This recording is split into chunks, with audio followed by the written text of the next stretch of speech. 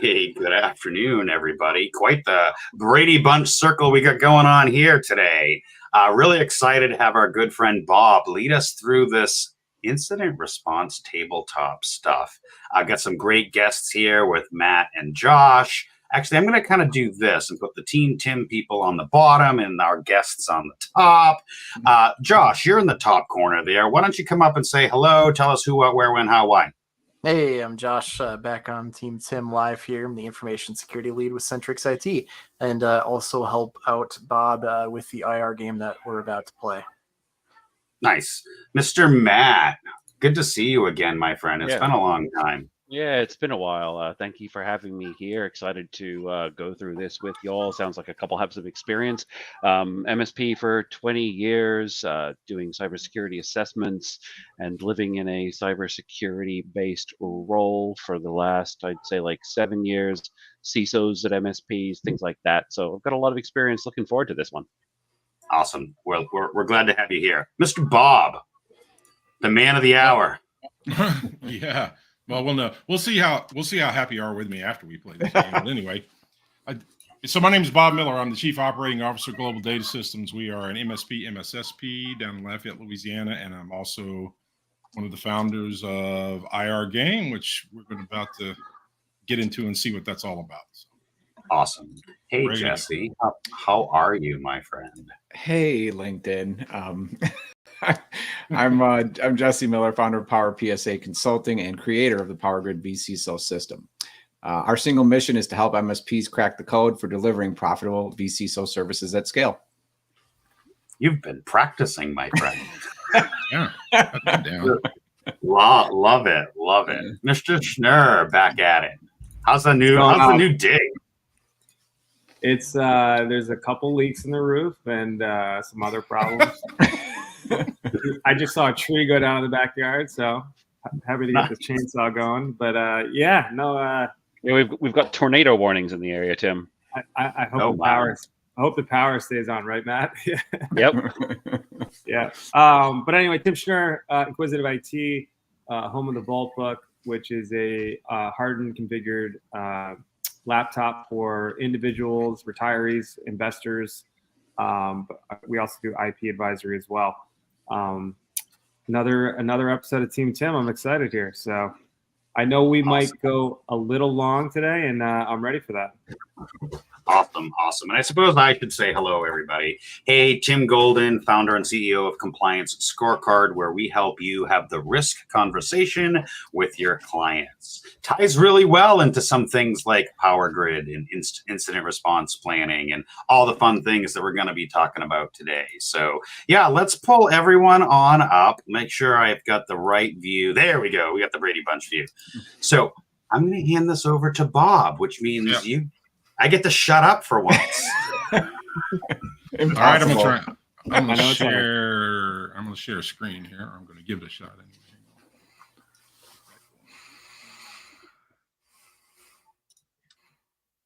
No, while he's doing this, let's talk strategy, Tim's and Jesse and Matt. Yeah. So I'm familiar with this game, but my love of role playing outdoes my love for the game.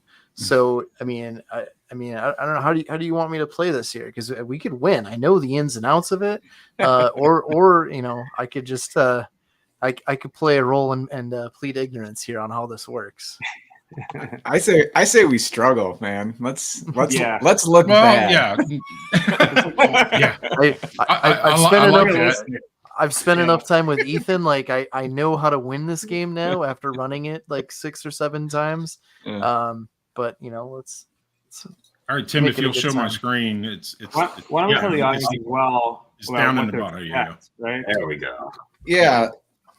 Jesse, Bob, Yeah, I can. Josh. All right. So what this is, right, is this is basically an online multiplayer version of a game that Matt Lee and Ethan Tancredi created, which was a manual tabletop exercise as it relates to, and it's an MSP oriented exercise. Right. So it's fairly complex, right? So I'm not going to tell you a bunch more than that. But what's going to happen is that when the game starts, you'll be watching each of the players in here who have roles. And right now, let me see, the roles are, well, you know what? I'll wait, and when you see the first screen, and you'll figure out your role, right? And Wait, depending on your role, yeah.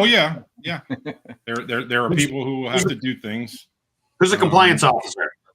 Yeah, no, we don't try to muck it up with that. But anyway, so we're gonna, when that starts happening, dialogue will start. We'll talk through it, and then we will get to the point where you won't know what to do from resource allocation. But we'll talk through it. It won't be too difficult.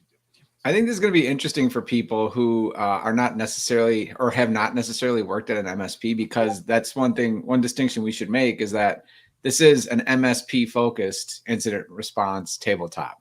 Now, Bob, you guys, last time I talked to you, can customize this for any sort of situation. So it's not just for MSPs, but no, that's where it was born out of. And we thought it would be super interesting for everyone to see kind of what this looks like from the inside, should an MSP deal with an incident, right?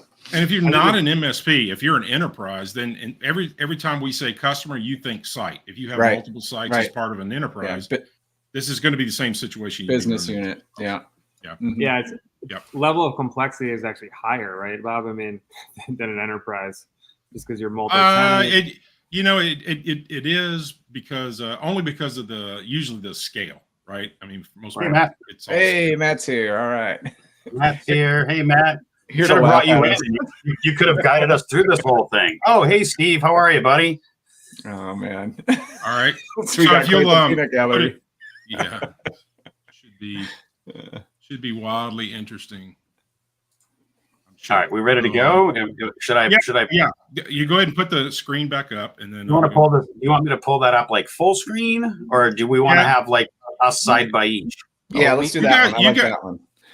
Yeah, whichever one Jesse says. The side by side. I like that one. Yeah, That's there we a cool go. one. We need to see our faces. Yeah. All right. All right.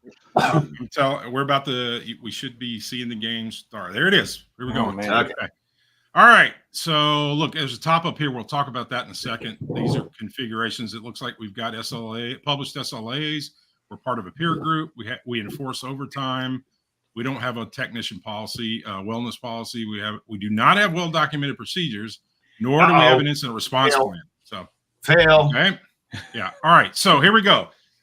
Our dispatcher receives a call that a single application is not working at Innovative Financial, which is one of our customers, small investment firm, right?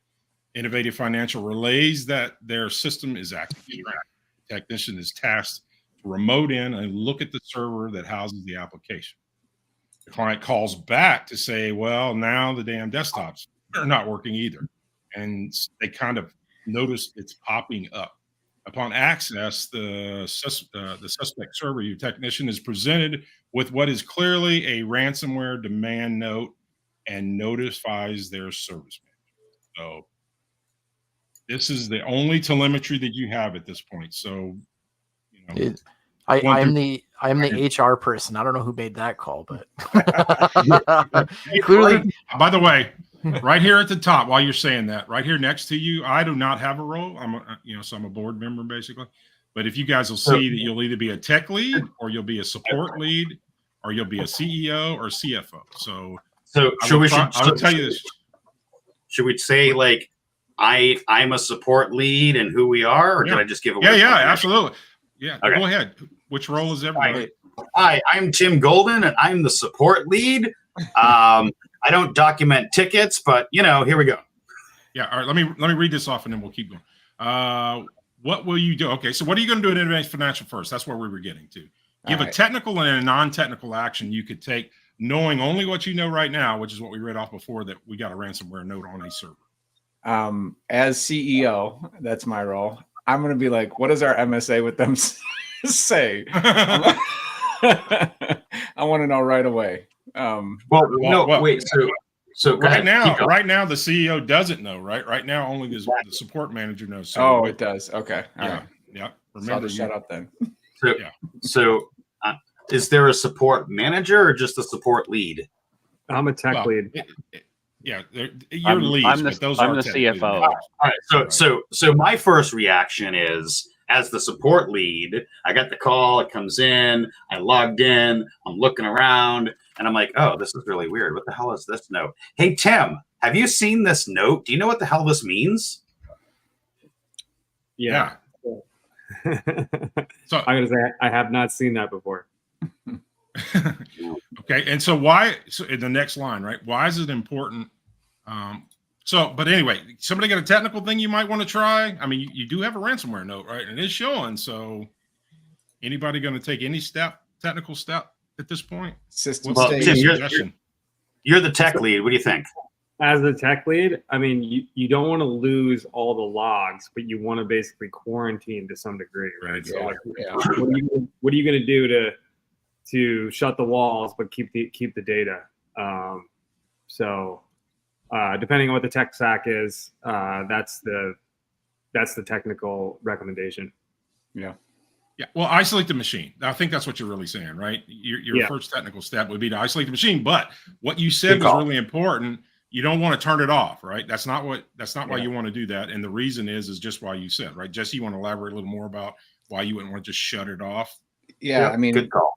Yeah, I mean, you have, there's forensics, there's cyber insurance potentially involved, there's legal liability pieces. So any system state you can get about source or patient zero or initial entry point, especially if you're in an environment where you don't have really good tooling for all that, the system might be your only way. And like a disk timeline or Windows logs might be the only way to get that information. So you definitely don't want to lose that. Yeah. Well, as the support and lead, memory as well, right? Yeah. As the support lead, right? So this came in, and Tim, thanks for identifying that, and thanks for bringing up about isolating the machine and making sure we don't lose stuff. But damn it, Jesse, I've been telling you as the CEO, we need an incident response plan. Like, are we there now? Come on. All right. Here we Be a Here we good go. CEO, Tim. Be a good CEO. Yeah.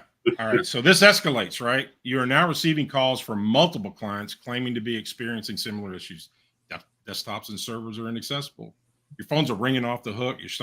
They're constantly busy at this point, and your dispatcher is unable to keep up with the call volume. So multiple people at each client are reaching out every way they know how, right? So because, as an MSP, if you're ever given your personal cell number or your personal email or anything else to any of your customers, and you don't have discipline related to that, then they're going to be coming in over the walls, right? I'd like to remind you guys that it's an HR violation to utilize your personal phone for work. I can't reimburse you. The company cannot reimburse you for any of the text or minutes. Look, it is literally ringing off the hook.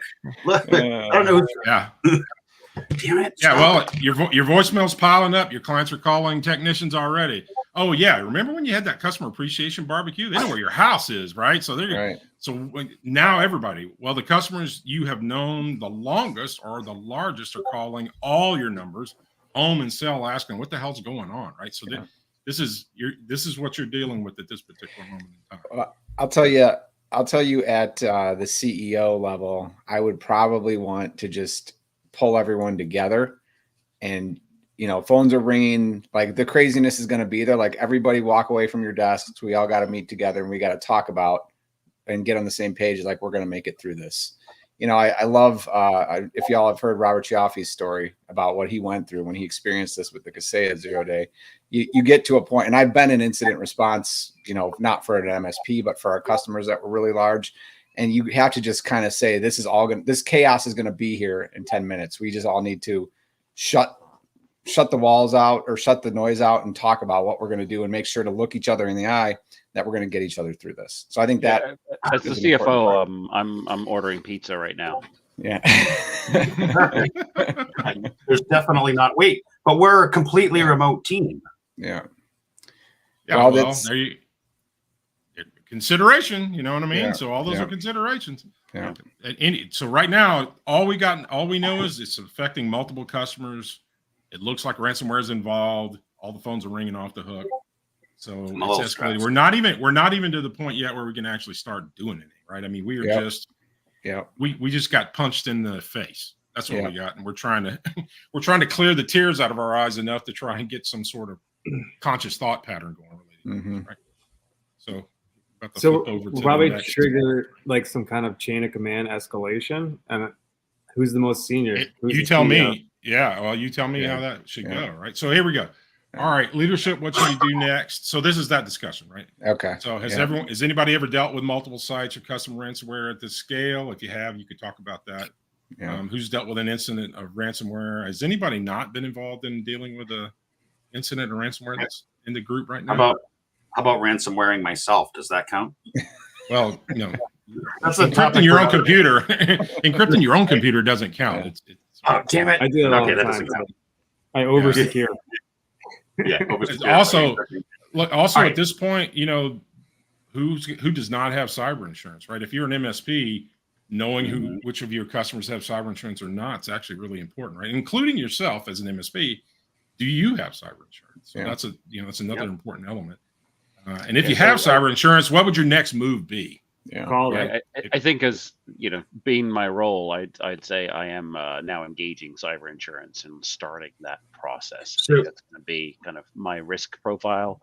And I'm going to start that moving forward, talking to legal and starting to maybe get some communications together with CEO over here. Yeah. I mean, thankfully, I actually took the time to wrote out, a who to call checklist, right? On there is the, is the local FBI office. It's the insurance company. It says we don't have that, Tim. No, we don't have an IR plan, but damn it, I wrote that who to call checklist. Okay. I wanted it to be part of the IR plan. Yeah, you pull my other leg, it plays Jingle Bells. Yeah, okay. You said we didn't have an IR plan. We didn't say you didn't have anything else other than we have no documented incident response plan, and you're saying I have a documented incident response plan. Exactly. Approved. Like I've been pushing that all along because I'm the documentation guy. It's my job. Well, we're going to see this in a second, but what if your systems are affected as well? What are you going to do then, right? Because you wrote what, Tim, you did. You wrote those numbers down and you stored them in Microsoft Note, right? You got it in Microsoft Note or SharePoint. So you got it on there. But what happens if you don't have availability of that system? Fortunately, there's a SaaS documentation platform that we can log into to get a redundant offline copy of that stuff. Yeah, I think somebody just put in a comment it might be defining your insurance policy. And I think assuming that we don't have an IR plan and we didn't think about this and just putting myself in that scenario from like a CEO perspective, I'm like, I'm not the smartest guy. I want the smartest guy or girl in the room to figure this out. So like I said, calling cyber insurance and talking to the breach coach, like, what should we do next? What should we be thinking about? Because you sure don't know, and you don't have it documented. So somebody who's an expert telling you what should be the next steps, I think is a good way to start. So here we are. We're in the detect phase of this, right? I mean, we really are at this point. We are. So you now know that the likely culprit is something that you own. You are not able to respond to the clients and branches yet until you can bring on the resources to determine the root cause. The situation is not contained at this point. So you are not, since we have cyber insurance, the carrier council, forensics, negotiation teams have all been assigned, and there's a panel, right? They pre-arrange a panel typically when you have cyber insurance, that's all arranged. Unless, by the way, you have the ability to go out and with some cyber insurance policies, you can actually go out and gain your own breach coach that has a relationship. I'll call it incident coach. We shouldn't use breach word even by accident. But then you should have your own incident coach, right? That is your attorney that you can turn to, that is approved by your insurance carrier as the one that can be involved. And to be honest with you, calling the cyber insurance company first is not necessarily the best move, right? Because in some cases, you need to talk to your incident coach first. And why is the reason, Tim Schnurr, this ought to be a softball. Why should you talk to your attorney as soon as possible? Because what you say to your clients is important as well. So legal has to be involved, right? How are you going to respond? Are you going to admit culpability? Well, Jesse, you got any more input on why you should talk to your attorney first? Yeah, because any internal communication, as long as you're tagging it appropriately, once you paid an attorney, is non-discoverable, and that's There you client go. attorney privilege. Yeah. That's it. That you honestly need to make that the first priority in any incident like this, is to talk to your attorney as soon as possible, because every subsequent communications, like Jesse said, is covered. Say that again, Jesse. So yeah, in a breach, the reason you want to in a breach, in an incident, the reason you want to get in contact with an attorney and pay them and have them give you some sort of tag or code word to use in all your internal communications around that is because that all becomes then part of the client attorney privilege and is not discoverable in litigation down the road.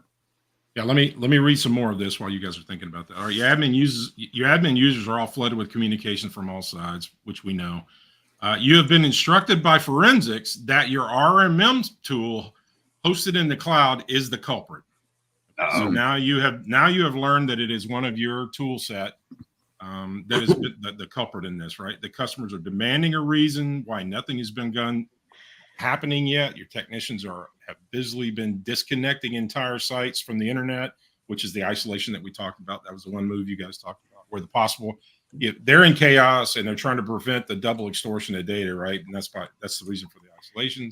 The technicians are in chaos, all being called out. So it's a complete mess, right? So now containment. Forensics has determined that the threat actors deployed ransomware with your RMM tool, and they believe there to be no access prior to the moment of detonation. You can contain the threat by taking the RMM tool offline while not rebooting, but by pulling internet connections, in this case, at the cloud network layer for all the affected assets. And by the way, you'll notice this for the affected assets, and you see PSA right there. That means that's your ticketing system. So you are affected. Your internal systems have been affected, right? And as your servers are encrypted, you are finding it impossible to coordinate with clients without your digital records, right? You are forced, because now your sites, it could be your sites, it could be your customers, just depending on your perspective.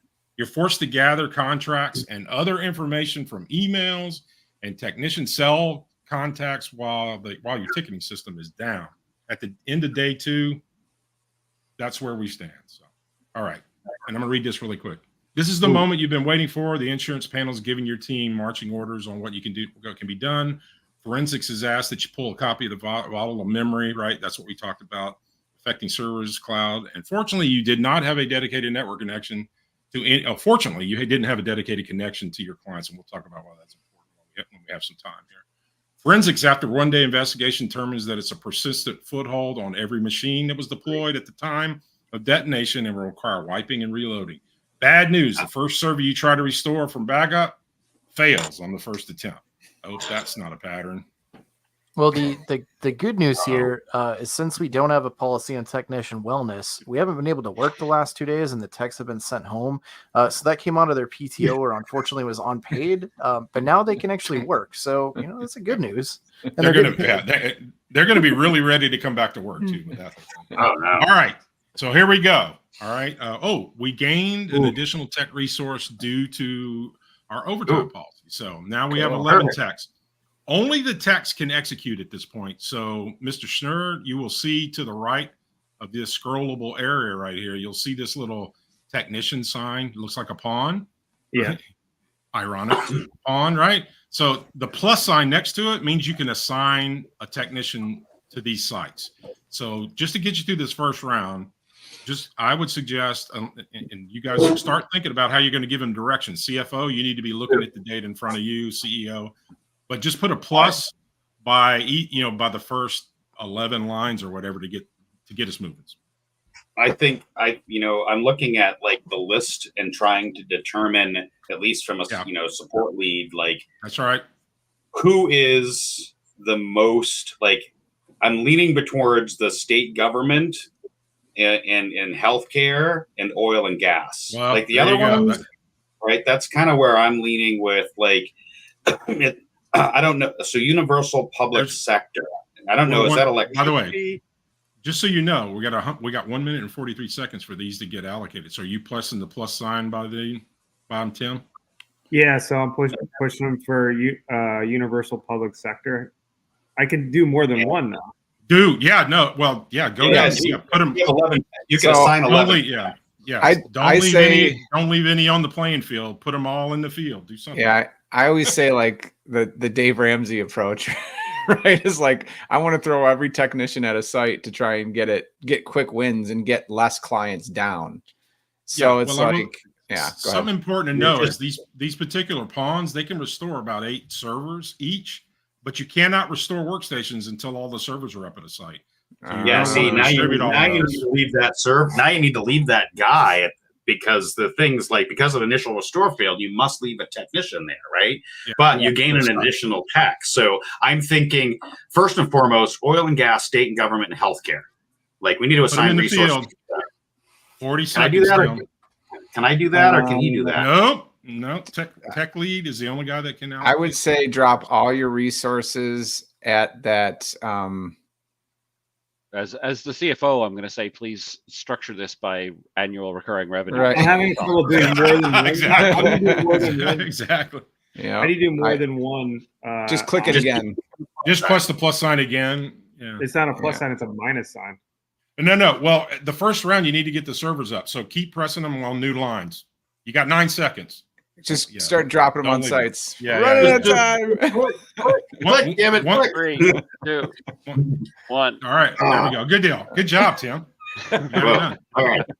All right. I don't know how many I this- got out this- there. Yeah. No, you got them all. You got them all Okay. deployed. Well, So before we get into this, if anyone saw, a technician was leaving one of the Right. sites It was and an got injury. into a car accident. So, So, as did? HR, Down to I 10. got to deal with that workman's Yeah. comp claim real quick. Yeah, you'll notice we're back down to 10 techs total, right? So we Yeah. gained Lost one and the lost one. Did I miss that? Yeah, we gained one and lost one, so you're net 0 on it. But okay, so discussion elements. What steps would you take to troubleshoot an initial server restoration failure? So this is if in practice you find out that you have got that first initial restore failed. What steps would you take to troubleshoot that? What are your next steps you would take to if you in your process of server restoration failed multiple times, right? So that's a different thing. You get an initial failure because of some operational situation that's going on versus if you've got a pattern of restoration failures. We'll talk about that as well. What steps would you take to notify the clients if the server restoration fails, and how quickly would you do it? And then, so let's talk about those in general. The part of this discussion right here is, okay, if you have a server fail and you try again and it fails again, what are you gonna win, and what are you gonna communicate to your customers about backup failing that apparently you're responsible? I think you got to see why it's failing, right? So you got to see backup logs, and you got to say, well, what is failing? Is it failing because it doesn't like one of the NICs, which is like we always used to run into that with Datto, right? Like we're trying to restore it, and the NICs don't match up. Okay, so we just pull all the NICs and we'll get it to restore, right? So can we solve it? We got to see why is it failing. Now, if it's failing because of some sort of sector issue or something, then that's a different story. Right. The question is like, what data is on that server that's critical, and how long, and is it available to rebuild or restore some other way, and what does that time look like? So you got to have some drop dead restoration times, like point of no return. We got to do something different here. So I think that's at a high level what you need to. The part that concerns me is contacting our customers and notifying the clients of the restoration failing. Like, I don't think I'm going to do that. I think I'm going to talk to my legal team first and be like, hey, do we tell them or do we not tell? What do we tell them and when? I think part of that IR planning is during an incident, you have a notification schedule, right? You have, hey, this is when we are going to give an update. This is what we know. This is when the next update will happen. Even if it's yes, no, maybe. So, whenever we have gone through these exercises, we have always established a communication. As the CFO, guys, why is this not working yet? Okay, here we go. All right. Now we're here. All right, you see that one of your technicians auto assigned, right? Because he had to, because the university had it when that sector failed, you had to leave a technician there to try and get it done. You'll also noted that you've got 0 servers down at some places. So I was going to say, as an admin lead, you can start assigning your rooks, right? That are admins to do workstations, start working workstations. That's not me, though. I'm not an admin. Who's the admin? Who's the service or who's the admin lead? Let's see. I'm the support lead. Is that me? Yeah, that's you. So I can, Yep. I Yeah, can assign an admin. Premier next Energy. next to the rooks. Tim, Yeah, you're but I only still have- on the clock as far as putting text. I know, I Field. I only have 4 Well, of them, though. you know what? We really, you know what? This is great because we got a tech lead and a support lead, and they're both named Tim. This is great. We're gonna call it Schnurr. Schnurr, you got the ball on text though, so yeah. Yeah. You know, follow. You can call me the golden one. Premier Energy could use some techs to because they have 0 servers down. We could get them back up and running. So both Premier and Innovative Financial, I think we could like get knocked out this round. Minute and a half. We're Premier. I didn't realize the screen scrolled. Damn it! Yeah. Hey, guess what, Tim? We call that the Mackenzie No. Brown effect. She didn't realize it scrolled either. She felt pretty good about how they were doing until she realized that it scrolled. All right. So where would you like me to deploy a couple admins? Right. You have so, 1 minute. You have 1 minute. I would say Innovative and Premier, spread them between the two, and then all right, Tim. Innovative. And then Tim, then we have Pioneer Clinic. I would give them more resources because we have almost all their servers restored, and then we can get them back up. Premier Medical. Is that who you're saying? Pioneer Construction. Pioneer Clinic, healthcare. It's about 40 4th sites. from the top. Oh, Yeah. I see it. I see it. Uh, Yeah, when I hit the click- button, all I get is a minus button. I can't add another Well, admin. if you can only add 1 tech if the servers are not. Oh, on the server. no. So add them on different lines. Don't leave them on the playing field though. I made the same mistake and assigned myself. Yeah. I did last time. Darn it. Why can't I not add them? Oh, there we go. All right. I suppose you I can can only- only hey, add them with a Golden, you can only add them to a line if all the servers are up. So Yep. I think I I assigned see. it. Right. Bob, explain what I just did. I can't hit plus anymore. Yes, I'm good. well, Jesse just assigned himself to the field. So Jesse's interface went blank because if you take yourself out of headquarters and put yourself in the field, you don't have any telemetry anymore, right? You're in the field, you're traveling, you're going somewhere, and he's not going to get that telemetry back until the same moment of time in the next round. The same moment in the same time frame in the next round is when he will come back online and be able to see what's going on. So you put yourself in the field, you're going to lose your interface until the same time in the next round, and then it'll be restored. So I see. it's a dynamic. Okay. We have medical clients, and we know their servers contain data that must comply with HIPAA standards. So who and how do we notify for HIPAA data exposures? And then ultimately, who's responsible for reporting? Yeah, this is a golden question for Tim Golden, right? Ultimately, who's responsible for reporting HIPAA violations? Compliance officer. Yeah, so who's ultimately responsible for reporting any kind of a HIPAA violation? The client. The assigned compliance officer in the organization. It is the compliance officer of the organization who has a compliance requirement to report Exactly. HIPAA violations. So Okay, that means if you have if you have a medical client, it's their responsibility to report that. It's not your responsibility as an MSP Correct. to do that. Now we'll talk a little bit more about that as we go. So we're not going to leave that alone yet. So Hey, why is a communication process critical? Well, we should can't know that even by now. communicate on this live stream. So Yeah, right. Just imagine if you're in an actual war room right now, what this is Yeah. like. It's It's a shit show, we know, right? I mean, having been through. I will tell you this though. So something to understand is, and so this is when for our MSP, when we played this game, we modified our incident response plan to include what we call a doomsday book. It's a doomsday binder. And every month we print out the personal cell numbers and email addresses of all our employees, as well as all of our contact information for our customers, as well as our financial statements. And those all are in the doomsday binder in case all hell breaks loose and we don't have the availability of our systems, right? And those binders are in our bug out boxes. So if we have to leave the area, it's all part of the same set. you wouldn't use a third-party SaaS platform that was kind of outside scope. You can. You absolutely can. Yeah, There's lots of ways to solve that problem. We're mostly remote, and that's what we have decided is a third-party SaaS application. To the last point, if an employee exposes private data, what do they got to do? They got to speak to me. Yeah. Have the conversation with HR. Right. And then it's going to depend on your policies, right? Yeah, your censure policy. Yeah. All right. All right, now what? You got the same job. Your job is not going to change now for several rounds. So you just allocate resources based on input from your CEO, CFO, and whatever comments that you. And in some cases, you won't be able to do it for. Well, it looks like you're back out of the field. No, I'm not. It says you were in the field okay. still. Yeah. Okay. Until he comes back, Jesse can't give you advice. So whoever's left can give you advice.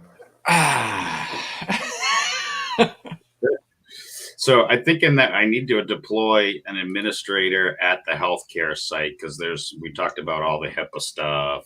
Do we have more than one healthcare? We do. Well, scroll.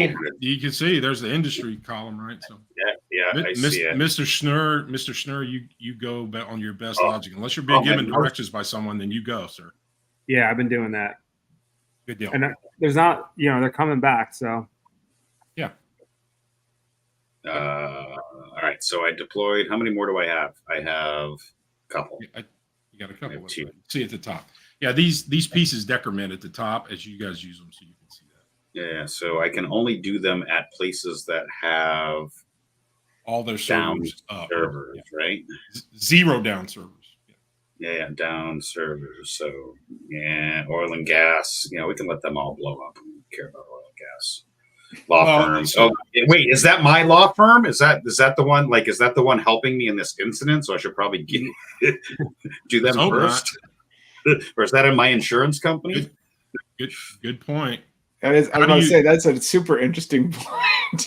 So maybe you should. Right? So. Well, it speaks to the one challenge. How do you prioritize who you're going to fix when you don't have? Right. We're on day 5, by the way. This is day 5, right? Yeah. So.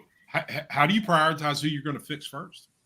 I think I'm going to deal with the healthcare most. Like Jesse was saying earlier, I'm just going to double down on the healthcare people because we talked about HIPAA earlier. Can I answer this even though I'm in the field since this isn't? Yeah. You can give them. You can give them CISO advice. Okay. You do that. Yeah. So for me, we talked about this last time, but something that's worked well in the past for just other account activities, because you can reuse this, you get additional mileage out of this, is customer health indicators. So things like regulatory burden, MRR, of course, financial is a big one, but relationship status. Right. Is it already a strained relationship? If you have somebody that was planning on leaving and this is going to be the last straw, I hate to say it, but maybe you don't put the multiple techs to their environment. They're going to be one of the last to be up because they're gone already anyway. So just some things to think about there. Mr. Schnurr, you got one more to deploy in 7 seconds to do it. I use everyone that's down. I've deployed somebody, so I have extra headcount now. Okay. Sorry. There you go. All right. Yes. Under what circumstances would you pay a ransom? Never. Yes. Okay. Tell anybody that you actually paid them. Mine would be obviously considering, Department of Justice things that could be. So if I can provide legal cover for myself and I have insurance to pay the ransom and I have cash flow to pay the ransom and I've got it contained, I'm paying the ransom. I mean, that's just the way I look at it. If it's any semblance of a shorter path to back up, I'm doing it. So that's Tim. Yeah. Is that that's angry? That's the angry client. Yeah, I agree with Jesse on this. I think it's a calculation against cost, right? So right. You're going to have to do a cost analysis of keeping everyone running here for the next 2 weeks and getting these all restored. And who knows if that's even a permanent fix versus paying off a ransom. And as we know, they're going to target that number very accurately at but this is, so valuable to have this discussion before you get into this situation. Make sure everyone's on the same page, because if you're not on the same page, then you can't be disagreeing at this stage. Right. That's you've got to you've Let- got to let be me- able to do Let me this. let me throw the HR in there talking about the ransom. What if the country's on the OFAC list? That's go. yeah, you have to consider that for sure. Well, then That's yeah, what Jesse- there's no option, and they won't. There's no one to pay it. Basically, I don't think we'd be able to issue payment, right? At least their breach counsel wouldn't be able to make the payment. But What I would point Most out of also them is don't look, know. Yeah. do not the point of this is do not try to negotiate these things yourself. You need to get some people who do this for a living because they know who's on those OFAC lists and who are not, and they know how to do this in a legally ethical manner. because they don't say we're on the OFAC list and Right. pay us, right? They don't. Don't pay us. Yeah. Or they might tell you they aren't when they are because they're trying to get a payment. I mean, they're criminals. But there's another piece to this too. It's not like just pay the ransom, right? It's you got to you have to have them kicked out. Like I've heard of you pay the ransom and your ransomware in another month, right? Because you think you paid the ransom. Yeah. There's no honor among thieves. If you No. have Not only There that, you usually pay, is. Yeah. you pay the ransom though, and hey, now you're on a list saying, hey, that this company has paid the ransom, which means they're willing Yeah, to that's pay the right. ransom I was too. going to call. So- That's exactly what I was going to say, Josh. Is that you're now on the sucker list, and everybody's just ready to take their lick at you. Yeah. They're going to be coming. They're going to be coming over the sides, right? Yeah. Yeah. All right, 3, 2, 1. Back to our drawing board. Wait, why am I still in the field? That's not fair. Hey, do a hard reload on your page. Jesse. Okay. All right, so I'm going to keep deploying people to. It says restored 2, so down 8. I got no servers down, but I think I'm going to go back to my healthcare. I think I'm just going to keep doing the healthcare unless my CEO tells me differently. You got a CEO and a CFO. They should. Yeah, Be you got. We've only got 2 sites with servers down. So where do I deploy techs after that? I just don't do it. You deploy them wherever workstations are still left undone because they can do workstations too. Techs can do servers and workstations. All right. So servers are almost all back. Matt, since I can't see, can you see? Are there any MRR, like large MRR clients that we could get? Like I'm looking Healthcare, for healthcare with 250 sites. There's a healthcare with 125 sites too. So there's I think I would say deployed those that one too. it doesn't show. It's national healthcare down the bottom. Yeah, I see it down the bottom. I clicked it. All right, I have All right, one more now it's showing admin. fine. One more admin. Yep, you guys are getting the hang of it now. You're not right. It's a little panicky at first. By the way, I love how this simulates how it is. It's like chaos at the beginning. You don't know what the hell to do, and then All right, I'm going to add the Eat under second you. one to that healthcare org. I'm going to knock off one of these healthcare orgs real quick. There you go. Hey, how long does it take a technician to how many workstations can they do a day? Or do we are we allowed technician to can know do. that? Yeah, sure. You can ask the question, which you just did, so I can answer. So your technicians can do 4 workstations a day, and your admins can do 2 workstations. Okay, so The admins can only do 2? Huh. Yes. All right. Well, they're admins. They're not doing the tech stuff day in and day out. yeah. Yeah, I suppose. You're very Damn that logic. they can go ask the customer if they're satisfied really well. This is usually in the point of the exercise when Matt's in here with us, and I go, Matt, please explain your logic to the players because they hate it. Yeah, funny. But he has logic behind it. There's a reason, right? And Josh has alluded to it. They're not as capable. So Oh, hey, I can see again. Hooray. there you go. Right. All right. I'm back. All right. So now we just wait the 20 seconds now that all the resources have been deployed. As CFO, what can I be deployed to do? I'm absolutely not a lot. useless technically. Okay. Yeah, that's right. Well, yeah, I mean, unless you've ever seen a CFO could bring a server up by themselves. Yeah.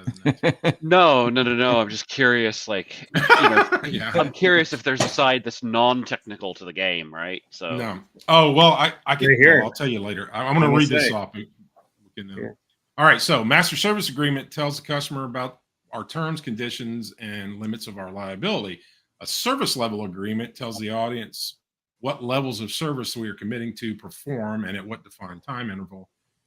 Do we have an SLA? And we have published SLAs. So are our SLAs internal or external? And what's the difference between the two? We'll discuss that. And does our MSA obligate us to certain SLA included responsive resolve times? And how does that impact a scenario like this? Yeah. Can you define resolution times? How can defined resolution times get you into a bind, right? I mean, I'm of the opinion that it's always SLOs, their service level objectives, and there needs to be specific language saying that in event of catastrophes such as ransomware, incidents, acts of God, these do not apply, right? Major hot take right there. Yeah. Golden. That's a big point for people to understand. So So yeah, if you don't have that and you're listing out like firm SLAs without specific, like now you can have SLAs and have them really specific, like we'll respond, but what constitutes a response and having that all stepped out, then maybe, but how much value are you really getting out of having that? I mean, with a client, you're saying our service level objective is that we get to you in this. And is the client going to say, well, I want it to be this? I mean, maybe, but I haven't experienced that. So I think SLOs and disclaimers on specific circumstances like security incidents is a very good way to upgrade your MSA and protect yourself against this kind of stuff. Yeah, I connected an MSP up with Eric Tills, right? Because they said, hey, we played the game with him. Now we're a little concerned that we don't have what we need. And I says, well, you need to talk to someone who's actually in that business, right? Right. So I connected them up with Eric, and now they're working on, because they said, oh no, we have a letter of agreement, and I said, I know what that means. You're in a bind. So let's get you with somebody who can help you with that. Right. So have somebody who's a specialist in that help you with these things. Somebody had a point? Expectation or objective. I mean, at that point, you're kind of splitting hairs on the word objective versus expectation. But I was reading the Tech Tribe one, I don't know, in the last couple of weeks. It's SLA, not SLO, which is smart, Jesse. But the maximum liability is like a month of revenue or something like that. There you go. That could be a way to do it. Yeah. Because those are limitations that you have. If you have an attorney write them up, you're going to have those kinds of limitations of liability, which is exactly what you should be. All right, we're back. Oh, put me back in the field again. Come on. Did I drop myself on that one place that can't be up until that I can't leave until it's up? Well, yeah, so that may have been an inject, Jesse, that's forced you to be in the field too. So you may not have done it to yourself. It looks like I have most of our servers are up now, so I'm going to move on to workstations, and I think I'm just going to try to knock down this 84 workstations on that healthcare.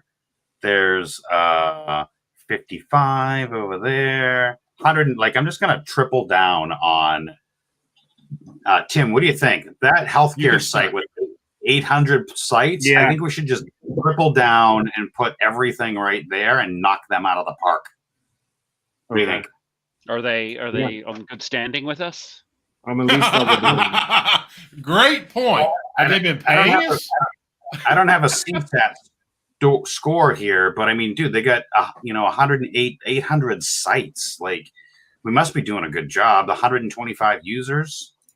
Oh, Tim, you're such an optimistic person. I love you for that. They might have RFP'd us to, out to 3 other MSPs. So I'm taking. Well, I mean, you're the CFO and CEO. You've been talking to these people. Tell me. I don't know. I'm going to call. Yeah, I'm in conversation with them. It doesn't sound like we're going to be able to continue doing business with them. So. Well, then the hell with them. I'm not going to deploy anybody. Yeah, put the resources elsewhere. We'll throw it about the one that's? I'm pulling the people up. That was great. What about the one that has 50 sites? You want to double down on the one that has 50 sites with 80 users? I'd rather get nagged by one big CEO than 40 little ones. So what would you rather have me do? Kind of bring up the state government site or the healthcare with 40? What do you want to do? Yeah. 50 seconds. All right, I'm just going to deploy them all over here and be done because I think I want to just knock this sucker right out of the park because all my guys are all going to knock that healthcare. Because remember, in the beginning of this, there's healthcare data that was leaked. or potentially leaked, or that was potentially compromised, or that was subjectively. So I'm just going to knock that one out because I made the command decision because you were too wishy-washy on MRR. I can tell you that it's around this time when people say, well, how do you actually win the game? And I go, there's no winning this. It's just, can you suck the least amount that you can, right? I mean, because it's never When going do to I be get good. to deploy the CFO to something? You know what? I just want to I'm deploy the itching. CFO to that 800 person's healthcare to win them back. Dude, we got you up in less than 7 days. How do you like that? No other MSP could have done that because I sent the CFO over there. Nice job, Mr. Schnurr. You got them all in the field. It's awesome. Our techs are still busy constantly, and are communicating with customers based on has been spotty, right? I mean, because you can't touch everybody. So you've dealt with a situation where most of your techs are swamped and you can't respond to inquiries. How would you notify your clients that you are not going to meet their expectations? And then what's one best practice for handling a situation where your team can't respond to inquiries in a timely manner? Oh, that's all Jesse. Go ahead, Jesse and Matt. Now's your time to shine. Well, so I think I've said this before, but you know, what we came to the conclusion that worked well is having retainers with incident response firms or forensic firms outside of the panel, right? And maybe talking with the insurance panel in the beginning and saying, hey, we plan to utilize this other resource. Can they bill you directly? Working that out. That's something you should work out. But then what you can do then is you can create your techs who are the most integrated with the customer as force multipliers. So think about this. Put a single tech at a site with outsourced resources that he or she can run that crew. And then you're getting that site up quicker with adding in resources, but still having that person who knows the customer and has the point of contact with the customer coordinate those activities. So that's one best practice or a way that you can prepare for this is to have that retainer on file and make sure that you contact insurance and that they can be a part of the panel, even if they're not approved by default. Yeah. By default. So at our MSP, we always had at least one, if not two other sort of block hours sitting there with some other company that we could pull in as a resource, right? So, you know, we had our team, we did our stuff, but we had, you know, a mega MSP that had resources all over the country that we had block hours. And then when this incident or when this thing started to happen, I could get them on the phone and be like, all right, let's jump in and help us, and then negotiate going forward. There you go. Yep. And around the situation where your team can't respond, I like kind of openness at that stage, right? Like opening up I think someone like the CFO might sit on a meeting in like an open Zoom meeting, and if they, you know, there's going to take inquiries, but someone's got to be the face of what's going on that isn't going to go do the day-to-day work, and you're going to sit on an open meeting or have an open bookable link that people can come and talk to you. You can hear them, get some notes, and then get back to them, you know, as you're going through this, and then just kind of keep everyone in the loop. Yeah, I can tell you your incident coaches, right, are really, they don't like live discussions as much as possible, right? So they're going to want to help craft messages for you. So there's another way too. You can just create a site that they can go and you can post the approved message, the approved message on that site, right? And just give everybody that site URL. You can also set up an IVR for your voice phones and say, okay, you know, we're having an incident. Here's what's going on. Here's where we're at in the stage, and it's only recorded once. And you know that way you don't have people communicating different information. Yeah, and I like that, Bob, because that's the other thing too. Is you're saying like, hey, you've been assigned an incident coordinator from our team. Please contact that person directly or that mode of communication directly, right? So you don't have the rank and file from organizations calling up angry to like berate your tax or in dealing with all of that extraneous stuff, right? Which does happen. So Tim, down the very bottom is national healthcare, right? Since our CFO is on his little live stream, I think we deploy everything to national healthcare. They still have 184 things down. Tim, Mr. Schnurr, I want to point out that since we were part of a peer group, you see these 5 rooks that showed up, and Inject fired and gave you 5 more techs.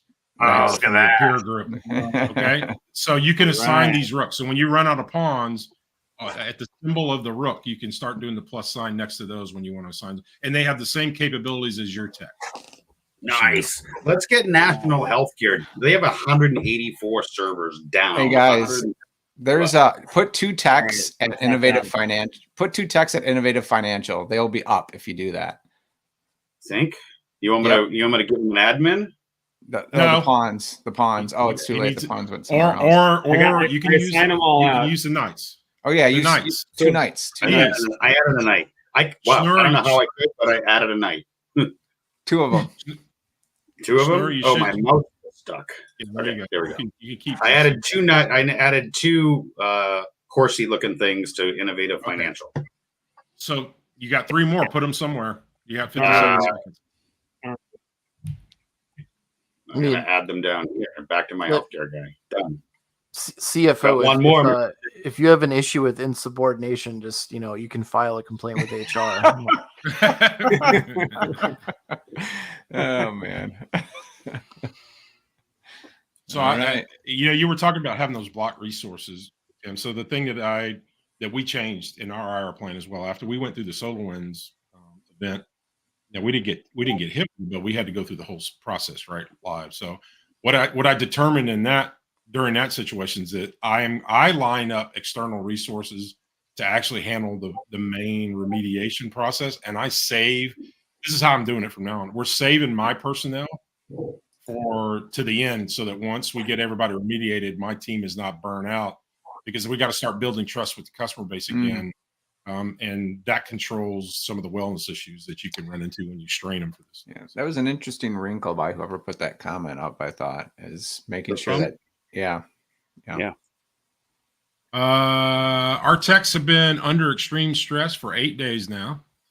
What are the signs? What are the signs to look out for and identify as it relates to burnout? How do you manage technician load while you're in these processes, and how do you help the mental health in high stress situations? And then what's one best practice for the care of your technicians in high stress situations? Why should you consider bringing third-party hands in, which I just talked about? Oh, by the way, bringing those third-party hands in, your cyber insurance in most cases will cover that as part of the coverage. You'll be able to make a claim on it. You will not be able to get reimbursed on your internal resources. So another important thing to keep in mind. So Josh, you're our HR person. Like, I'm under some stress here, dude. I want to go downstairs. I want to watch Game of Thrones. I just want to be done clicking buttons, okay? Because, I need pizza. Well, again, unfortunately, we don't have a policy on technician wellness, and we do have enforced overtime. So I'm going to have to ask you to get back to work and clock in. Yeah, I mean, Please bring me some of that fancy coffee you were talking about this morning on the other live stream. Yeah, I can do that. I'll get you some coffee. Yeah, I can get you some coffee. I mean, my drink is empty here. Like, I'm like. We'll make sure you're hydrated and fed, but you're gonna have to eat while you're working. I think, signs of burnout.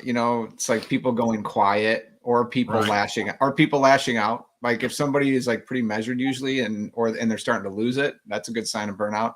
So you talk about like patterns and long tail analysis and security. So if someone is not acting according to their baseline or wildly outside their baseline, those are all good signs, right? This is actually normal for Mr. Golden, though, so it's okay. That's right. My emotional support dog. Oh man.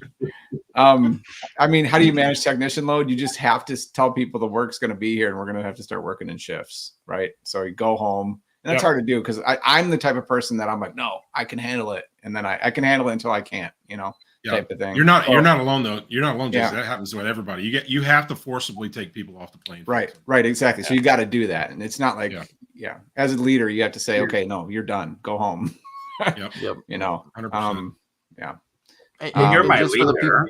Just for the people at home, I'm not actually that mean. Like, I don't ever want to work for Josh. He's playing the role as we're supposed to do. Exactly. Yes. No, we don't want to work there. All right. I got more things to deploy now. Here we go. I'll pull it up here. Oh, thanks, Josh. Thanks a lot. Yeah, there we go. Done. All right, let's move on to the next one. Due to your overtime policies, 2 techs have quit. So you lost 2. And I'm back in the field now. Two techs quit. Oh no. Yeah. See, Josh, you should have enforced overtime. You gotta think about that. I did Wait, enforce wait, overtime. he did I it. Cracked, He did I it. cracked the whip and I cracked Wait, it why too did we hard. assign it? Why do we assign somebody to a place that has things up? Take them away from that. I innovative did not financial- do that. That wasn't me. I didn't do that. They're up. you So, at this point, I think we just start at the top and roll our way down. Premier Energy, you could put 2 techs there and have them be up. Where's Premier Energy? How about if I add what do you call it? What if let's You see. can put- Oh, this one only has 1 down. I'm putting somebody there, Tim. I would say That'll start. be Yeah, start- they've got to have at least one restored workstation in day 9, or you're probably in trouble. That's actually a pretty big point you just made there, Tim. So what's Mr. Schnurr? The logic is, what path would you take? Would you try to restore a finite number because based on the numbers or how long you've known them, or do you want to at least touch everybody some? It's a good point. It's a good discussion point. I think you want to at least touch everybody. Well, Depending you got on- all the rooks. Put them out there. You got a minute to do that. Yeah, no, I'm getting on it. Yeah, I think you have to show some motion no matter what. But Right. there's things where, hey, you can go kick off. Right. You can get I assigned all my people. you can get geographically smart and go have a roaming group go kick off a bunch of restores at one place, move over to another place, kick off restores there, and like leave one person behind just to watch it, and then you have the rotating group going around. So that's one way to handle that, but you do need more personnel for that. So Everybody's been deployed. Yeah, there was a good comment. Stephen made a good comment.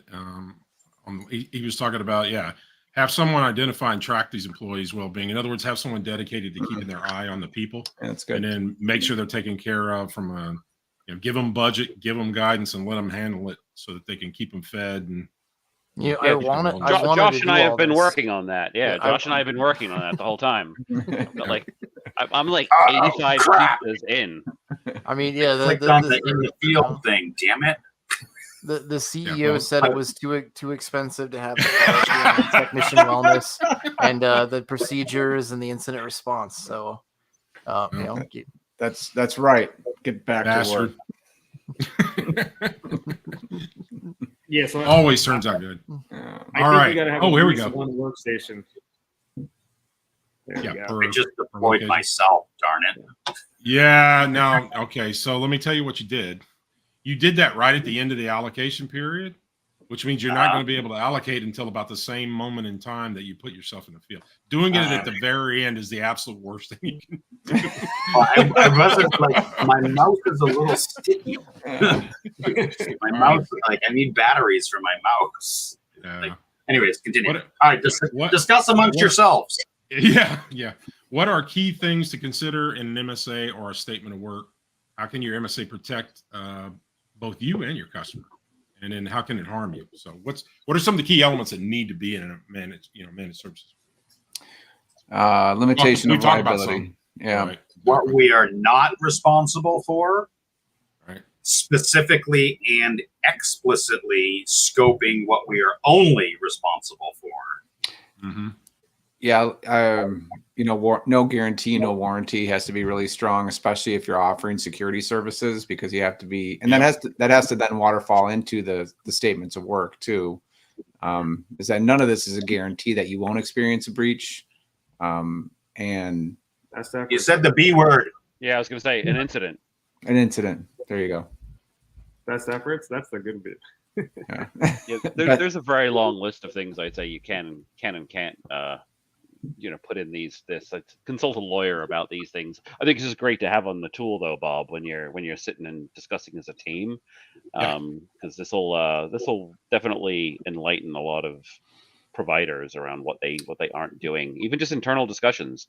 Most of the teams know this stuff, but getting it up into the discussion with leadership is so valuable. I love this. Yeah, that's and honestly, that's what this was about, right? Is to broach these subjects, because when we have C-level people playing this exercise, they learn really quickly that it's nothing like they ever envisioned, right? So it's at that moment when they actually their minds start opening up, when they start realizing, well, if I get in a situation I can't fix everybody, they never even contemplated that, right? And so that means, okay, well, how are we protecting the organization? And that comes back to your documentation stack, right? So I dropped a little URL in for a cyber constitution document that Eric Tilds, who's an MSP attorney, he and I drafted so that you can use it for free, but it allows you to, for those customers that do not have, the right amount of security maturity, you can use this as part of your documentation stack to help get that conversation in the right frame, right? Yeah. To make them commit to things. So you should take a look at that. Oh, I cannot participate because I'm stuck off the field. Yeah, that's right. Mr. Schnur is up. Oh, a restore a dynamic wellness with HIPAA data involved, a backup from her tech's house. That tech had to be fired. So in other words, he had data at his house. Well, this is the way that happened. They went and were working at that location, trying to help restore those things. So he had the image, he had the golden image with him, right? And the golden image contained some of that. Instead of leaving it on site at the location, he was worn out and stressed out because of your enforced overtime policy, and he just threw all of his equipment in the back of his vehicle. And it turns out that went with him. That's a bummer. Yeah, bummer. Had to be the bad guy again. Premier Energy only has 6 left to get back up. Yeah, well, I'm kind of in the field, so I can't participate. So does that mean then, Bob, that we can't assign the knights, or can Tim assign? Tim can assign pawns and knights. It's the castles, the rooks. The rooks cannot be assigned. Oh wow, that's a bummer. Yeah, I know. I have 5 of them too that I've been continually in the field as well, so I don't know what inject happened that I missed, but I literally cannot see anything on my end. Yeah, there are times when a customer's like really mad and the CEO has to go. Oh yeah, that's right. I remember that one. Yeah, you're stuck. He's at that 800-person healthcare company that wanted us to drop. All right, who am I doing? Dynamic shipping, integrated. Yes, we got the bank back up. There you go. Get after it. Don't leave anybody on the playing field. I know. I just got to figure out who at this point. Or don't leave them on the bench. Put them in the playing field. Those knights got to go out too. Whoever has control over the knights. Mr. Schnur can put those out, as well as apparently Tim. Okay. Mr. Golden again too. Just make sure they're all in the field. Yeah. Don't leave anything on the bench. I mean, Which sounds crazy to say, but when you're actually in the stress of the battle, it's really easy to send someone somewhere that they don't need them, and it's really easy to not give somebody instructions. So right. You have to focus. I know I'm just in HR, but I find it odd that we prioritized a block of time customer over our current managed contract customers. Where's the block time? Integrated banking. Where? I mean, I'm not in charge of the financials. I'm just in HR. I'm just No, they. It seems odd. He raised his hand. He raised his hand with a consideration. They just got the bare minimum. Discuss amongst yourselves when the work involved in an incident exceeds your resources. You have to get innovative and be prepared. So, who has assisted another MSP? Who has seen? What are the benefits of peer groups, and who's heard of mutual assistance agreements? Mutual assistance, I've heard of. I'll throw this one thing out there. MSP 911, right? It's in the middle of being reorganized, but that would be an institution that you could get involved with from a mutual assistance. Mm-hmm. Anybody else ever deal with peer groups? I mean, I've been in peer groups, but not from an incident perspective. So, but I know that putting those beacons out has yielded positive results for other MSPs. So, I have mutual assistance agreement. I've heard of those. I haven't heard of those in terms of an incident. Do you know of any specifically, Bob? I know that's more of a current thing, and that sort of happened after Robert and Eric had their incidents. Okay. Right? Okay. So it's become an actual more of a thing now. So that's like I said, the MSP 911 basically when you sign up with that group to help support, the membership, that basically is a mutual assistance agreement. Right. I mean, because you have to have NDAs and all kinds of things involved to, because of we're competing, but we're not competing. You know what I mean? Yeah. In our ecosystem, everybody's willing to help, but you got to have all those agreements to protect everybody. Yeah. But that's technically part of a mutual assistance agreement in and of itself. That sounds kinda like like- cyber insurance. I'd rather be part of that collective, right? Well, it's not a bad point, Yeah. Mr. Schnurr, that if all the MSPs would get together as a block, they might be able Yeah. to have some bargaining power, which is your point, right? It's not a bad thought. But Happened in I mean, other at the industries. at the same time, I think in this scenario, you can't be picky, right? You're just like, hey, this is a do or die situation. I mean, if this isn't handled, this could potentially spell the end of your business. So I Right. feel that you'll take whatever the hell help you can get, and then we'll figure out Yeah. the details later. That's right. Yeah. Well, that is what happened in Robert and Eric's case, right? Because they had people just showing up to help them out, and it's all well and good to say, "Oh, well, no, we wouldn't accept that. We couldn't do that." It's a whole different when the flames are licking the ceiling in your house. Yeah. So, yeah.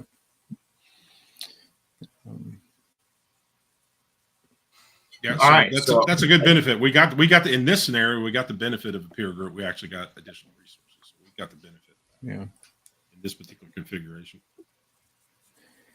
Yeah. I All think. right, Oh, go ahead. 10 seconds. No, it's just 9 seconds. I was just gonna say, I think you're right, Bob, in that all bets are off when you realize that you can't handle it on your own, and if you don't have the right systems in place. Oh, Yep. Oh man, now we got like exit. Why do we Yeah, have you're like still there. Ooh, look at that roll. What are the they're so back offline. What? They're the peer group. a membership of a peer group? So Oh, yeah. Bob. Yes. So innovative financial Yes.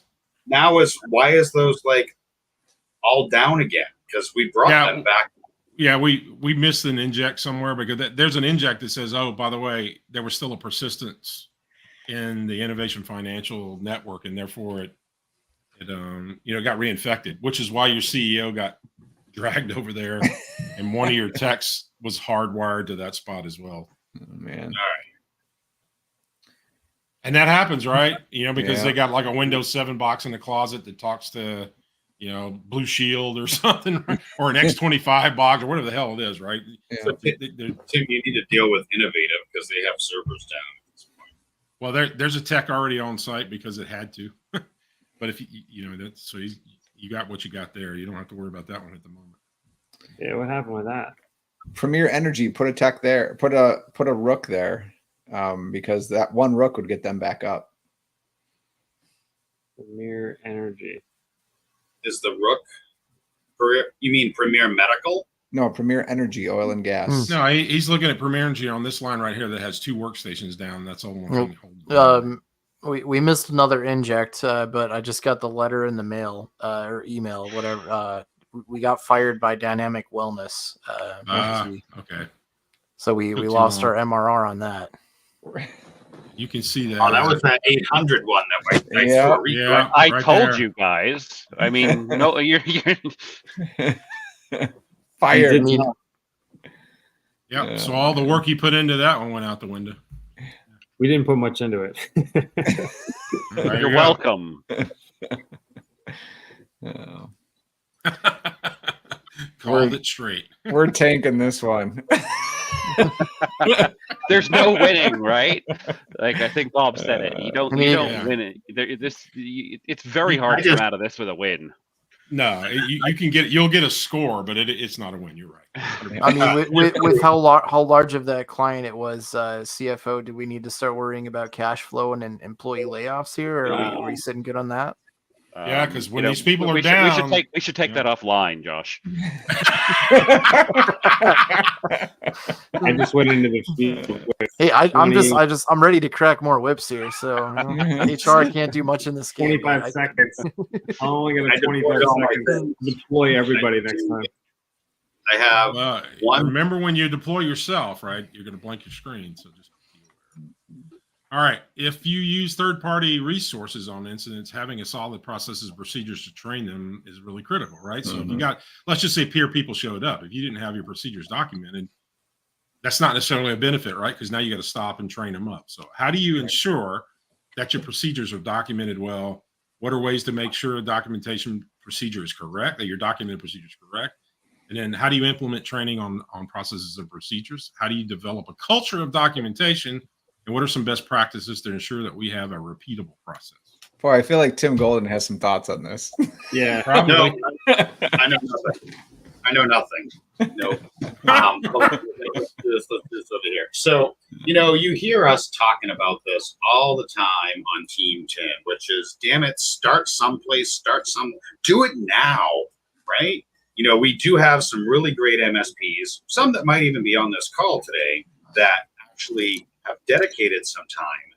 My recommendation would always be block off 1 hour once a week and start there. Start writing, start bringing in, turn off all the devices. As long as that 1 hour isn't from 2 to 3 on Friday when Team Tim is, block off 1 hour once a week and start doing stuff. The only other advice I would give is have a process. I'm just going to leave that up there while we talk amongst ourselves.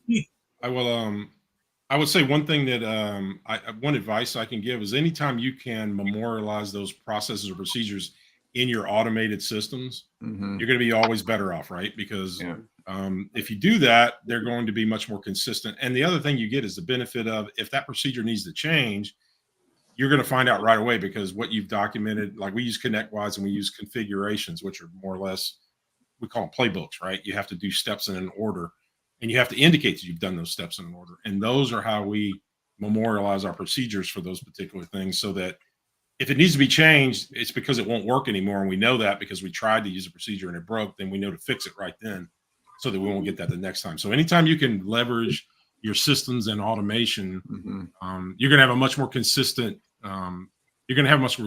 result. So I would say think in terms of that as much as possible. And I would also throw in there, make sure you have buy-in from your CEO and CFO, because, there are people like us that love writing documentation as the support lead, but we don't get that from our CEO and CFO because they just want us to crunch numbers and click buttons. But make sure you have that buy-in at the top, that you're given the accountability, that you're given the authority, and you're given the time to do the work. Just go do the work and get the buy-in from the top down. I will tell you as the COO, when I started, I wrote the procedures and the processes, and then I taught them how to write the procedures and the processes, and then I gradually let them take over the business of writing procedures. So you have to lead this top down. This is not something you can just put a stamp on. I was going to say that's something that is to mention is that there needs to be a methodology that everyone has agreed on for how we do process, because in an incident like this, you may not have all your processes or automated processes available to you, and you may have to create some things on the fly. But if everyone has an agreed upon methodology, it's going to look very similar, and you're going to be able to piece that together more quickly than you would if you just kind of everyone's doing their own thing, right? Yeah. That was my first document, Jesse, was how to write a policy and a procedure. And then here are the templates. That's right. That should be your first one. That should be the first one. So that's actually the first one that we have. Well, I will plug our platform. That is literally your first document on documentation. It is literally the first one we suggest everybody roll out. I need to start deploying my things here. I notice you're a little like an alligator, Mr. Golden. As if you're talking, you can't see anything else. Stop. Weird. Alligators are the same way. Oh man. Get your hand under the mouth, right?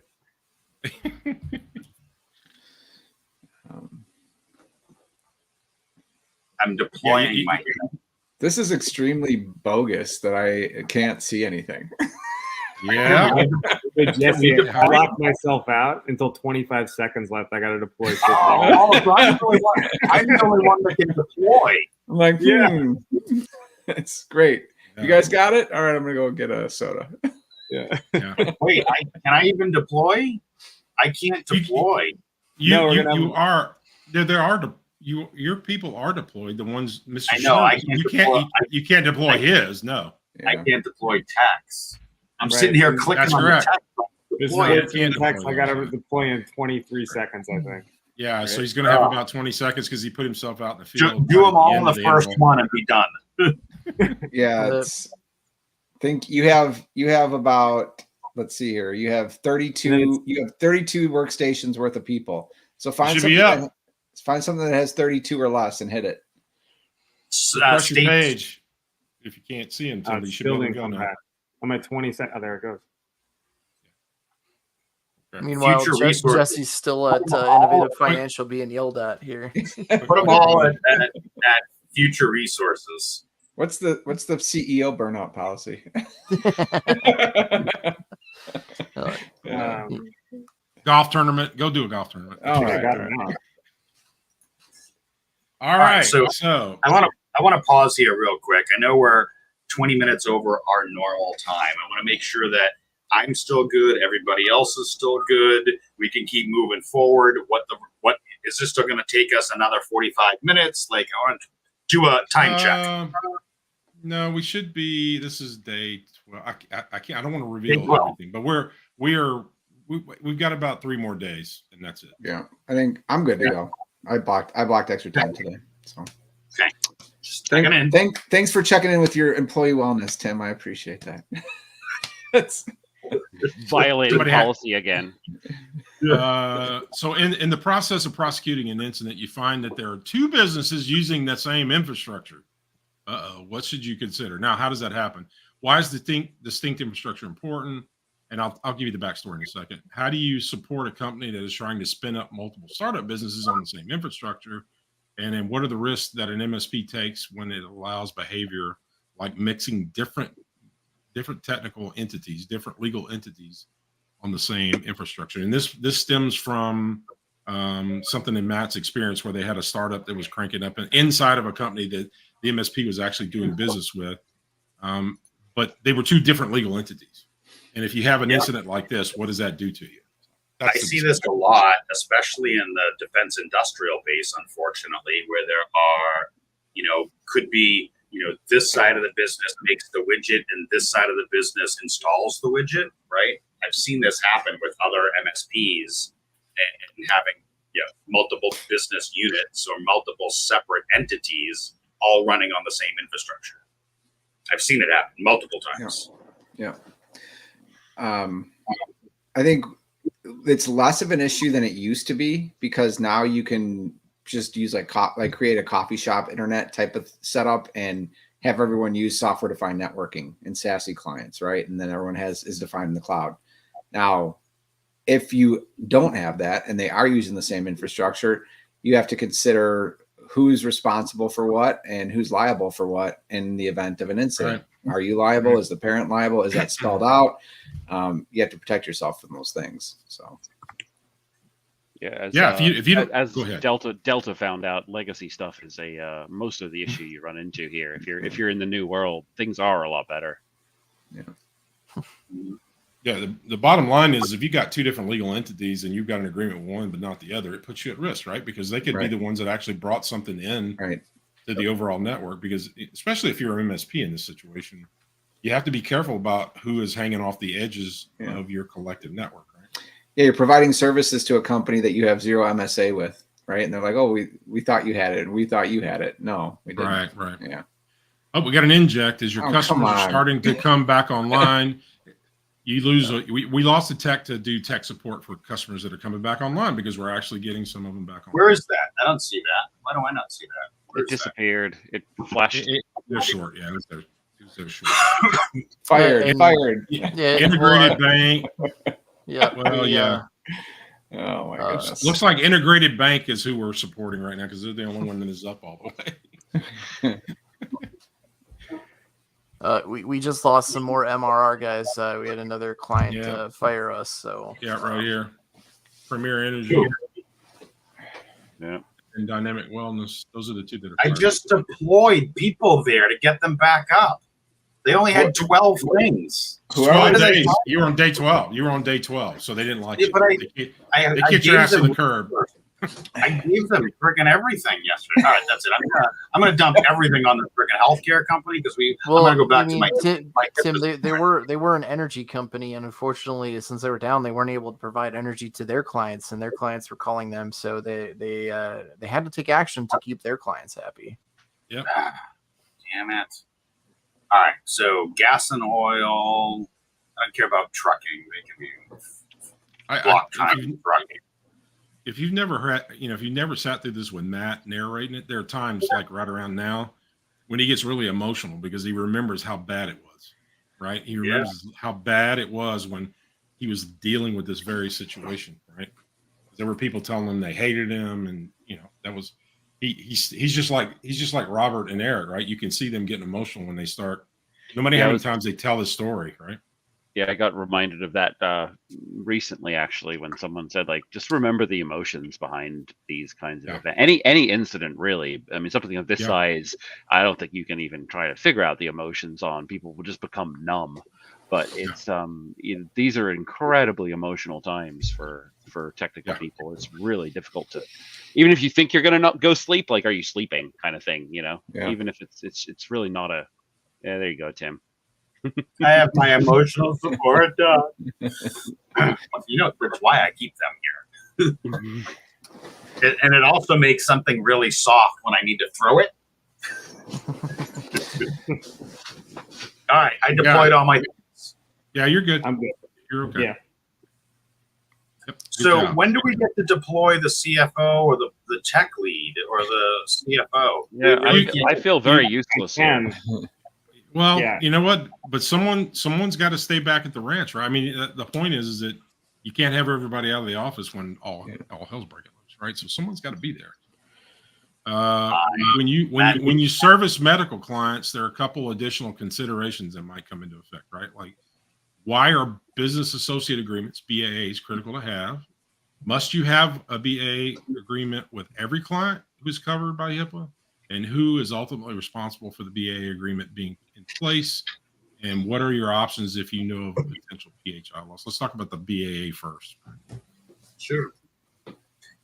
Who has to be who's the one that needs that or is responsible for getting a BAA documented? The covered entity. Yeah, that's covered entity. It was just a little time lag for Mr. Golden, but but that's it, right? If you got a medical client that is HIPAA, has to be HIPAA compliant, it's their responsibility to get a BAA in place. Now, the thing you need to understand as a MSP though, is that you need to standardize. And I'm telling you, this is best practice. Standardize in your MSA, have that language already in there that says, look, if your company is required to have BAA agreements, you need to submit the request for that BAA agreement this way. Be very specific about how they have to submit that request to you so that you got an audit trail that when they ask that you fulfilled that and you did that in a timely manner. If you don't do that, then when it all goes down bad, they'll go, well, wait a minute, I sent you an email, 4 months ago for that BAA agreement. And turns out they sent it to somebody who was out of the company or whatever, left the company or on vacation or whatever. So be very, I'm just saying, when these things, they're very important when they're required, and you really need to formalize the procedure for them to submit the request to get a BAA signed off on. So there just so happens to be a whole blog article on that. Yeah. Yep. And then PHI loss. What are your obligations? This is if personal health information was lost by one of your customers. What's your obligation at this point? I think, ethically, you need to tell them that they should report. And I think that's probably a good CYA measure, is saying, hey, you most likely have to report. This looks like a PHI loss, but I think it's on the customer to actually submit the report, right? Yeah. Yep. So I just put in there a link to 45 CFR Part 46. So the link to the institution of health that talks about, and from HHS, like there's a link over there in the chat. So, are they critical? Because it's like a shared responsibilities matrix, right? Who's going to do what with the and who's responsible for what in protecting the health information. Yay, we got innovative back up and running. The national healthcare is furious and demands your CEO appear on Come site. on, man! But unfortunately, Yes, he's still being yelled at by Innovative Financial. So Oh my gosh, we're gonna lose all our healthcare clients. There's a queue. There's a queue waiting to get at you. Ooh. Yeah. Oh my guys, goodness. if national healthcare, our biggest client has fired us. I mean, we've lost some pretty hefty MRR here. I mean, how's the financial? How's the bank looking? Yeah, I was trying to add up all the columns. The formatting didn't allow me to kind of see what our. Hey, I don't know who to escalate this to, but I just tried ordering pizza for our remaining techs, and the credit card was declined. Yeah. Okay. Well, look, the point about this is while all this is going on, you're having to bill, right? Cash flow becomes a problem in this circumstance. If you haven't thought that through and have an alternative method to kind of keep yourself up and Day running, 14 might be end of month, or day 8 Yeah. might be end of month. So right. Do you have another line of credit we can use, because our techs are getting really hungry here? I think by the end of this scenario, all we're going to have left is block time people. Yeah, back to the MSA, Bob, that's another thing Yep, to talk about, is that they can't withhold payment in this scenario, right? that's correct. Yeah, So- I mean, you do. The language should be in there to protect you for that. Even though you're dealing with them, they should still have to pay their bills. That's correct. Can we do an exchange of services with a local restaurant? We'll do their IT for some sandwiches. We'll infect them with ransomware from our RMM for some sandwiches. Oh my goodness, this is not going well. We'll put them in. We'll put them in line to get service in another month. Yeah. Before we lose another healthcare client, I'm just deploying everybody there, because our website talks all about how we support these healthcare organizations, and they keep dropping like flies. I would just like to point out that if we had done the Dave Ramsey method, we would have about half of our clients up right now. Oh yeah, that's the CFO who's not in the field punching buttons like the rest of us. That's the CEO. But yeah, whatever. I don't know what else to call it except for the Dave Ramsey method. I'm out of my drink. My dog is hungry. Like, you're not Josh, could you talk to Tim here? Looks like he seems to be acting a little on the extreme side. I think he needs a little chat. Tim, we need to have a one-on-one about conflict resolution. Here. All right. What are some of the key things to do in an incident response investigation? Why is root cause analysis so important? What are the key actions to take to prevent reinfection? And what are ways to train your employees in incident response? Yeah. Well, chain of custody is a big one. There you go. Huge. So, right. Yeah. Talk a little bit more about that, Jesse, because not everybody knows what that is. Okay. So wait. Chain of custody. Yeah, so chain of custody is important. That basically says in a court of law, you're able to prove that the forensics that you obtained and made their way through are untouched or either immutable, or there hasn't been a chance for those results to be altered. And it's more of like it started as a criminal statute, I think. And like how, cops have to put things in like an evidence bag and it has to be checked in at the locker. So that way they can prove that the evidence wasn't tainted when it gets through to the court of law. And it's a similar concept for forensic investigations, so that when you go to prove root cause or there is some sort of culpability for it, you're able to either prove or disprove that, that wasn't you. So that's important to maintain chain of custody in an incident. Critical. And there's things you can do. It's simple form stuff, and there's evidence bags in a similar process. So like you're imaging a drive, putting it in the evidence bag, sealing it up, filling out the chain of custody. And when it goes to the next person, there's a log of all that. So that's one way you can do that.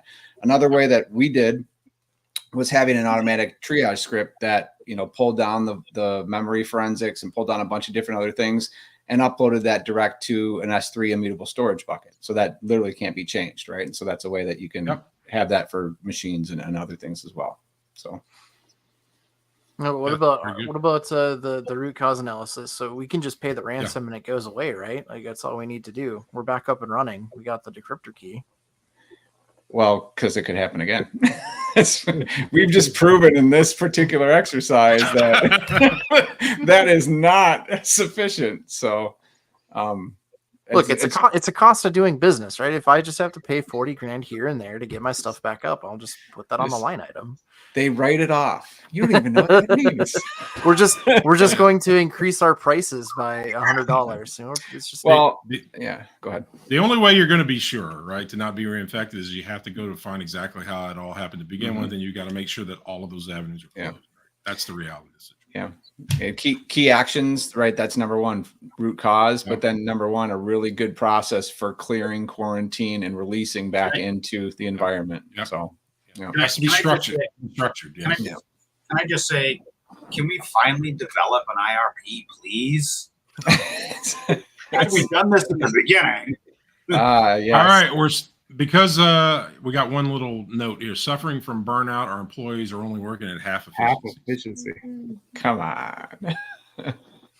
Well, it's day 15, right? Yeah. So they're 2 weeks into this. You know, they don't even look like the same people anymore. Yeah. Right? They look like Schmiegel. Oh, I'm so tempted to do my Schmiegel voice. Do it.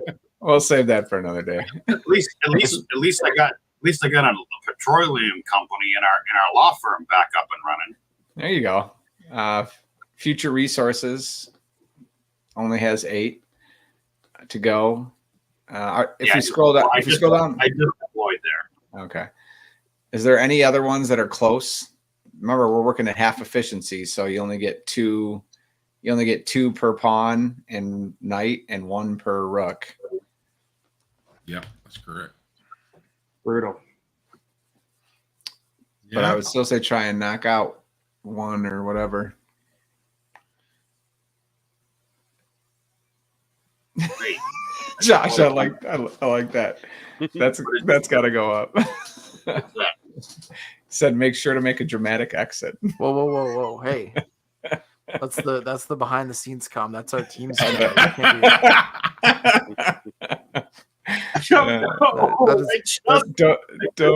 don't look back at the explosion as you walk away. You're telling me pull out. Yeah. I don't know what to do. I've got to say the CFO role here is very pretty lame. Yeah, I want a button to order pizza at a minimal. I'll put it on the list. I will. Yeah. Feature request. Mm-hmm. There also needs to be like a sort and filter. No, there doesn't, because it's not that easy. That's right. We're not going to make it. Life's not that easy, that Mr. same Golden. thing. Yeah, because I was like, oh, why can't I sort and filter? Because I wanted to kind of take this and go like, okay, what's all of our revenue here, so I can help prioritize. But there was no nice way for me to do it. But I agree, with no plan, that's not going to be possible. So I like that it's a little clunky to a certain extent, right? I was like, why don't you color code this? But I get it, right? Like, it's not. Well, that should be a new version of the game, right? So if you had the game and you had it like, we have a well-documented IRP and a well-documented whatever, then you get an extra feature like CSAT store or that's cool. That's a good idea. Yeah. Mr. Golden, I won't confirm or deny that might be on the list. Right. But there are certain things that we need to keep in there to add to the frustration level. All right. So here we are. Oh, man. I don't want to see this score. 15. Yeah, the score will come up next. But what did we learn today? Go ahead. What did we learn today? Good. I was going to say, without an incident response plan, you are in big trouble. Yeah. Pretty much. We made this seem like a good time amongst kind of good friends here, but this is not going to be a good time. No. Yeah. No. You do not want to be having to figure this out while it's happening. You're going to want. I mean, this is the reason just about everybody on this call has made everybody understand this, or try to make them understand this over time. Is look, if you can spend an hour or two doing this and do it a couple times a year, and you're going to be infinitely better off than not having done it at all, right? I mean, it is a sea change that occurs when you go through these things. I want to take to that point because I'm actually going through this internally with our organization where we're going through and doing some of this planning. And when we were having the meeting yesterday, it was, hey, we're laughing like this, we're making jokes and kind of stuff. And if you do it before, you get to do that, right? If we do this plan and you make these plans and you make these arrangements, then it becomes kind of a fun, it's still a scary exercise, but you can joke around it and have that fun. But if you do it while everything's on fire, there is no joking and it'll suck a lot. So take the time to enjoy this experience where we can have smiles and laughs and make sarcastic remarks. Because there's only one time you get to do that, and it's if you plan in advance. Yeah. Yep. So did anybody have one or two actions they're going to take away with them after going through this? Well, go ahead, Tim. No, go ahead. No. I was going to say, I mean, not personally, but if I was working at the MSP that I was at previously, I would say there's some MSA changes that could be made just to strengthen our legal liability at the end of the day in this. Yeah, I felt like our technical team needing to do all the restore here was onerous, and there needs to be a better way to think about the scale at which this needs to operate. I think there was a large amount of spread here that is very hard to respond to. Yeah. So I'm going to say what I've always been saying. I'm going to pull this up over here, and I'm going to do a shameless plug because it's our show, damn it, which is go grab the incident response plan that is sitting on my website that you can grab for free and start writing that damn thing now. Yeah. There's enough of those things around. That one was built alongside our good friends at Fifth Wall. So it has a little bit more meat to it than what you might grab off the interweb. But let's pull up our scores. All right. That's so bad. 2 out of 10. All right. So there's a couple ways that the scores are kind of calculated on this thing. One of them is revenue, obviously. That was going to be one. But there are more than one. It's the number of clients that were retained. Because, I call this the social media variable, right? The more people you retain, the less social media exposure you're going to have by all of your customer base, right? And then there is the relationship years preserved, because our CFO will tell you that having long relationships with customers is referrals are how we get most of our business, and having long relationships with people matters, right? So all of those figure into this kind of rubric about, okay, how did you do this one's. Our performance on this particular exercise was 2 out of 10. So we failed miserably. You know what? On the suck meter, we were closer to the worst suck, but that's how that goes. It's very hard. Look, the point is again, the thing I want people to take away from this that are playing this, you guys had no preparation really. You just were thrown into it, but the model said that we didn't have an incident response plan, so therefore. That's a lot like it looks like when you're really trying to deal with these situations, right? So what can you expect of an outcome if you don't have a plan and have practiced it in advance? I think this is an adequate representation of what that result will kind of look like. So that's that is what it is. But it is the reason that we do these. It is the reason. And by the way, we have people come back and play them over and over and over again, trying out different roles because they learn every time they play it. They learn something new every time. So. It was awesome doing it with you guys, though. I got to say, that was a blast, man. Yeah, thanks, Bob. I appreciate it. It was excellent. That's it. I'm done. I'm taking my dog and I'm going out. Josh, again, can you please go talk with Mr. Colson? He's still on tilt. Company announcement. We've made the difficult decision to part ways with our tech lead.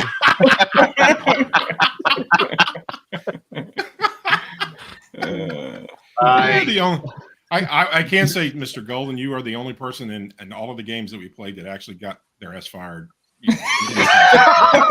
Congratulations! You will forever be the first. That's why he started his own. That's why he started his own company, because he realized he was completely unemployable. Right. I don't need you. Damn it. Hey, I once acted when I was in high school, so I had to bring that in here, right? Yeah, probably. I can believe it was once. Yeah. Damn you. Bazinga. All right, I get hoisted off of the stage. Exit. Stage left. All right. Over to you, Mr. Golden. It's yours, sir. Take it from All right. here. Well, Bob, this was really great. Generally, we spend the last couple of seconds, usually a minute or 3, but I'm going to give us probably each 30 seconds apiece to talk about one key takeaway, and then we'll end. So, Jesse, you're in the top right-hand corner. Let's start with you on your key takeaway, and Matt will move on to you next. Yeah. Those who plan to fail to plan. Make sure you have an incident response plan and start going through it. Awesome. And Mr. Matt, and next will be Jesse. Josh. Yeah, on that, do something. I think the 1 hour a week, 2 hours a week, whatever you can do to start to think this through with the people you work closely with. Awesome. Josh. Going on Jesse's point, don't let perfection stand in the way of progress. Even if you don't have a fully formulated plan, something is better than nothing. So start today. Awesome. Mr. Bob. Bring a tranquilizer gun to these things because sometimes you just need it. Yeah. Tim. Yeah, I think we lived Robert's worst nightmare, right? Robert Cioffi. I mean, it's a miracle he survived, and you see the slow kind of recovery, which is absolutely brutal. So Yeah. you just got to practice. Yep. And for myself, You get hacked. I would strongly suggest that you surround yourself with a group of peers because you don't have to do this alone, right? I don't care if you join a peer group, you find some Discord server or whatever, but you don't have to do this by yourself. And as we've all said, start someplace and start now. Hey, everybody, it's been a great week. We have a couple of good sessions coming up in the following weeks. Make sure you do the things and the likes and the subscribes. And, we will see you all here next week. So thanks, everybody. Later, everyone. See y'all. Thank you. This. Subscribe now.